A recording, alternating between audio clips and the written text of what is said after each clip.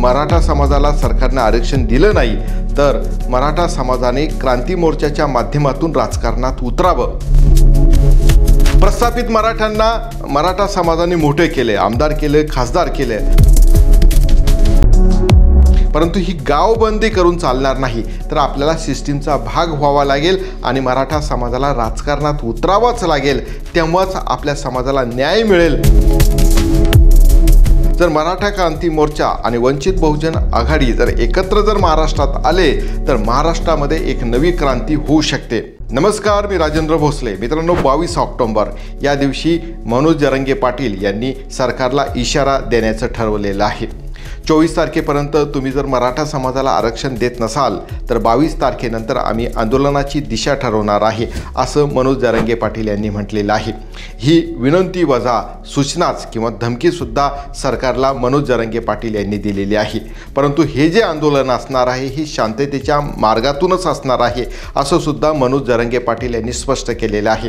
मित्रांनो, आम्ही अनेक युवकांशी, मराठा समाजातील अनेक व्यक्तींशी या संदर्भात चर्चा केली आणि मनोज जरांगे पाटील हे काय भूमिका घेईल याबद्दल त्यांचं मत जाणून घेतलं।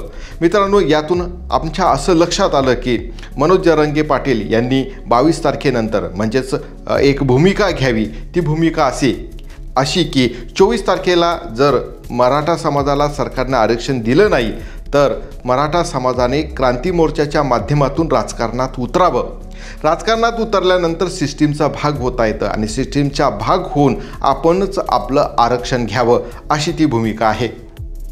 प्रस्थापित मराठ्यांना मराठा समाजाने मोठे केले, आमदार केले, खासदार केले, अनेक 7-7, 8-8 पिढ्या त्यांच्या बसून खातील इतकं त्यांनी गडगट्ट संपत्ती जमा केली। परंतु समाजाला काही देण्याची वेळ आल्यानंतर हाच प्रस्थापित मराठा समाज या दुर्लक्षित मराठा समाजाकडे आता पाठ फिरून गेलेला आहे। त्यांच्याविषयी एक वाक्यसुद्धा तो बोलायला तयार नाही।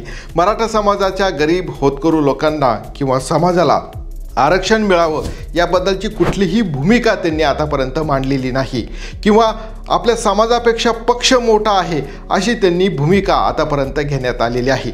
या संदर्भामध्ये या आंदोलनाच्या माध्यमातून अनेक जणांनी आपल्या गावामध्ये या प्रस्थापित मराठ्यांना किंवा जे आमदार खासदार आहे, राजकीय मंडळी आहे, यांना आता गावबंदी केलेली आहे। परंतु ही गावबंदी करून चालणार नाही तर आपल्याला सिस्टीमचा भाग व्हावा लागेल आणि मराठा समाजाला राजकारणात उतरावंच लागेल, तेव्हाच आपल्या समाजाला न्याय मिळेल, अशी भूमिका अनेक युवकांनी घेतलेली आहे। आता याबद्दल अनेक मतांतर सुद्धा आहे। मराठा समाज जर क्रांती मोर्चाच्या माध्यमातून जर राजकारणात उतरला तर या समाजाला लोक निवडून देणार नाही, अशी भूमिका अनेकांनी घेतली।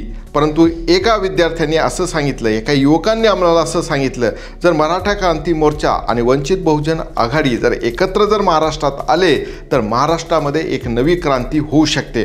आता वंचित बहुजन आघाडीची फसगत अशी झालेली आहे की भाजपसुद्धा वंचित बहुजन आघाडीला आपल्यामध्ये घ्यायला तयार नाही आणि काँग्रेस झाले आणि राष्ट्रवादी काँग्रेस झाला किंवा उद्धव बाळासाहेब ठाकरे यांचा जो गट आहे, ही शिवसेना आहे, हा सुद्धा वंचित बहुजन आघाडीला मोठ्या मनानं आपल्यामध्ये घ्यायला तसा तयार नाही। मग वंचित बहुजन आघाडीकडे सुद्धा तसा राजकीय पर्याय नाही। मग वंचित बहुजन आघाडी आणि मराठा क्रांती मोर्चा जर एकत्र आले तर महाराष्ट्रामध्ये अनेक जागा ह्या निवडून येऊ शकतात आणि प्रस्थापितांना यामुळे धक्का बसू शकतो। हीच अशी गोष्ट आहे की मराठा समाजाला आरक्षण मिळवून देऊ शकते। आपल्याला काय वाटतंय ते खाली कॉमेंट्स बॉक्समध्ये लिहायला विसरू नका।